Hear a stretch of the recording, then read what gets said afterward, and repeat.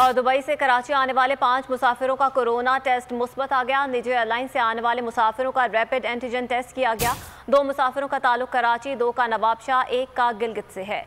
आपको बताते चलें कि कराची से दुबई से कराची आने वाली 5 मुसाफिरों का कोरोना टेस्ट मुस्बत आया है और निजी एयरलाइन से आने वाले मुसाफिरों का रैपिड एंटीजन टेस्ट किया गया था।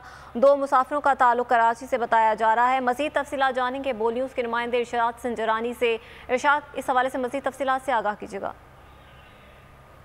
दुबई से कराची एयरपोर्ट आने वाली गैर मुल्की एयरलाइन के 5 मुसाफिरों का मस्बत आया है और जो जराए का कहना है कि महकमा सेहत के जराए का कहना है कि मुसाफिर फ्लाई दुबई की परवाज FZ333 के जरिए कराची पहुंचे हैं। वजारत सेहत के हुक्काम ने फ्लाई दुबई से आने वाले मुसाफिरों को कराची एयरपोर्ट पर कोरोना जांच करने के लिए रैपिड एंटीजन टेस्ट किए थे। तो 152 मुसाफिर में से 5 मुसाफिर का टेस्ट मस्बत आ गया, जिसमें से 5 मुसाफिरों को करंतना कर लिया गया है।